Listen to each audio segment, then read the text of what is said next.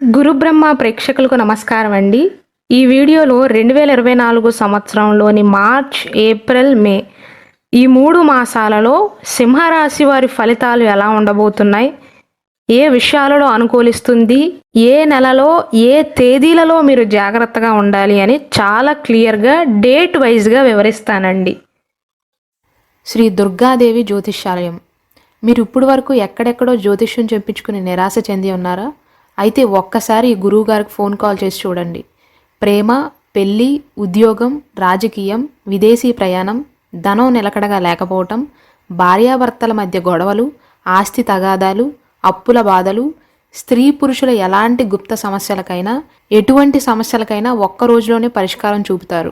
వీరు phone number 9542637206. Interest ఉన్న వాళ్ళు ఎవరైనా ఏ టైంలోనైనా వీరికి కాల్ చేయవచ్చు.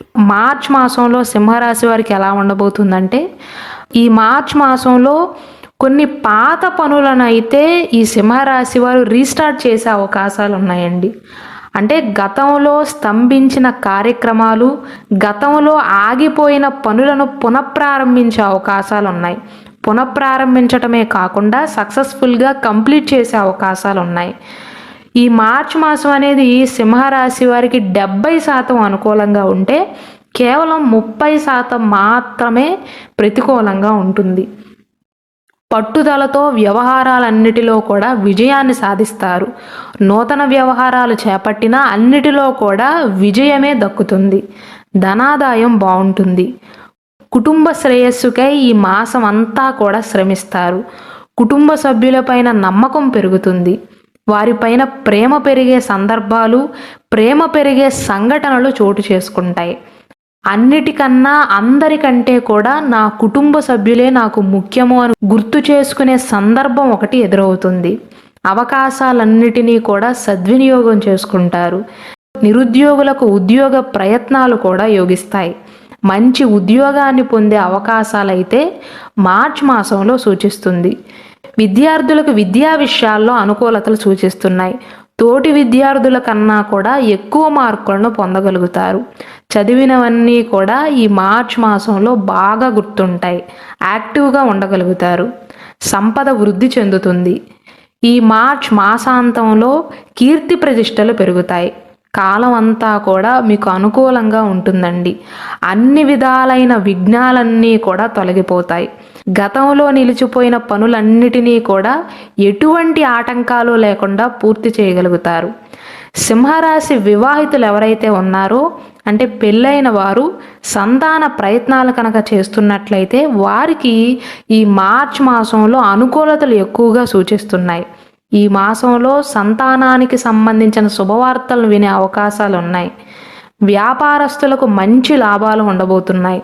అలాగే పోటీ కూడా తగ్గుతుంది. ఈ మాసంలో ప్రత్యర్థులపైన, పోటీదారులపైన పై చేయిని సాధిస్తారు. మొత్తం మీద చూసుకున్నట్లయితే ఈ మార్చ్ మాసంలో సింహరాశి వారికి చాలా వరకు అనుకూలతలే సూచిస్తున్నాయండి.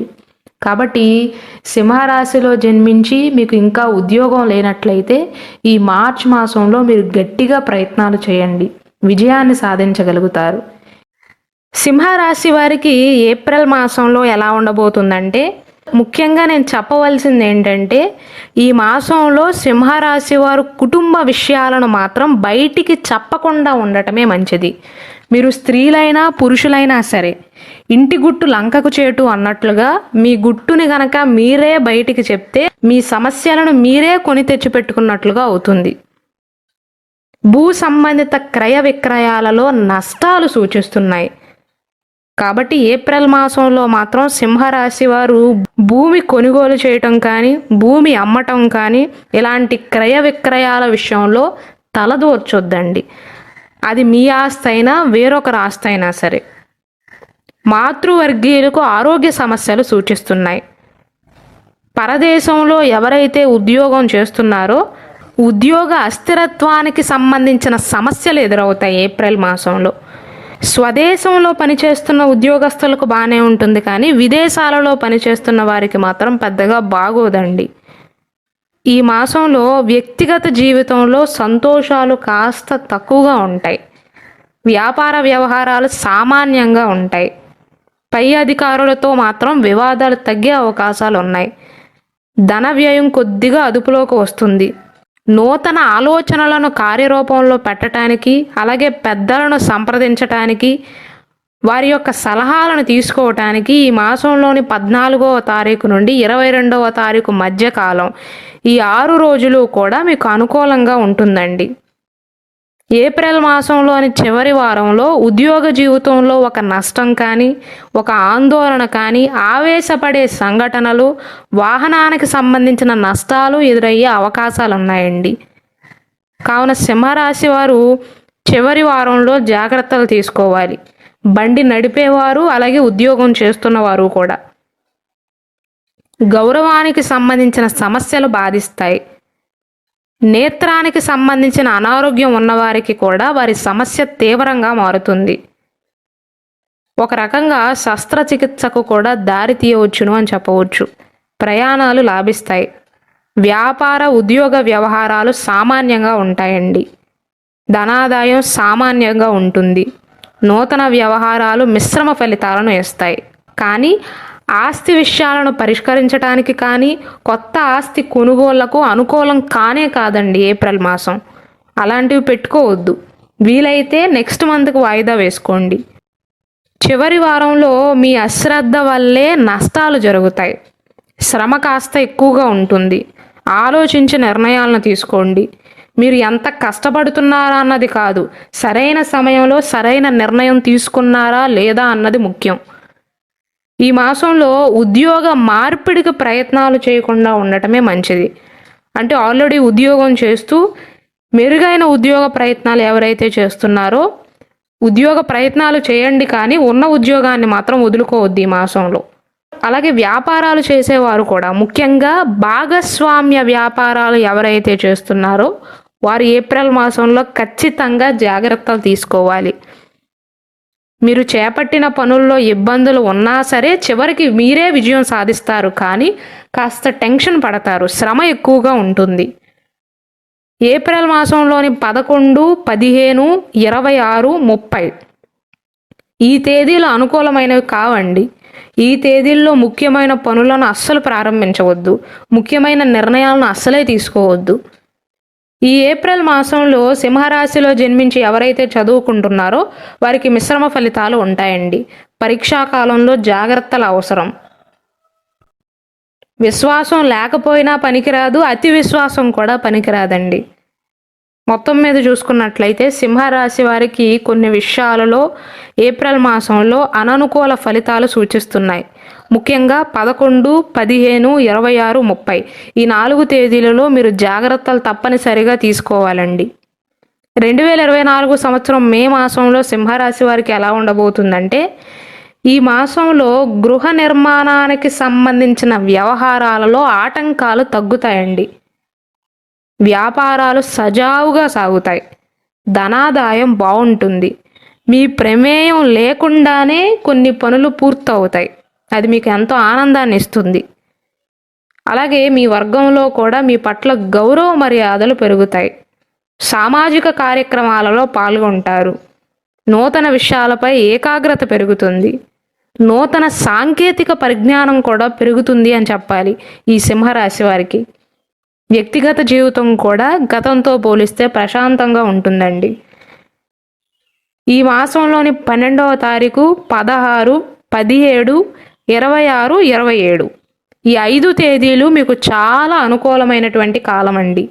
ముఖ్యమైన నిర్ణయాలను తీసుకుందాం అనుకున్నా, ముఖ్యమైన వ్యాపారాన్ని ప్రారంభిద్దాం అనుకున్నా, ఉద్యోగ వ్యాపారానికి సంబంధించిన నిర్ణయాలను తీసుకుందాము అనుకున్నా, లేకపోతే విద్యార్థులు ఇంటర్వ్యూలకు అటెండ్ అవుదాము అనుకున్నా, ఏ ముఖ్యమైన విషయానికైనా సరే మే 12, మే 16, మే 17, మే 26, మే 27 ఈ తేదీలు అనుకూలిస్తాయండి. ఈ మాసంలోని ప్రథమ వారంలో సింహరాశి వారికి ధనాదాయం బాగుంటుంది. వైవాహిక జీవితంలో కూడా చాలా వరకు చికాకులు తగ్గుతాయండి. కుల వృత్తిలో ఎవరైతే కొనసాగిస్తున్నారో, అంటే మీ కులానికి సంబంధించిన వృత్తులు, మీ తాత ముత్తాతలు మీకు ఇచ్చిన వృత్తులలో ఎవరైతే జీవనాన్ని కొనసాగిస్తున్నారో అటువంటి సింహరాశి వారికి ఈ మాసంలో అధిక ధనాదాయం ఉంటుందండి. కుటుంబంలో సంతోషకరమైన సంఘటనలు జరుగుతాయి. ద్వితీయ వారంలో చక్కటి అభివృద్ధి ఉంటుంది. యువ దంపతులకైతే చక్కటి సంతానం ప్రాప్తించే సూచనలు ఉన్నాయండి. విద్యార్థులకు విద్యాపరంగా విద్యాలయాలందు కూడా ప్రవేశం కోసం వారి ఆశలు నెరవేరతాయి.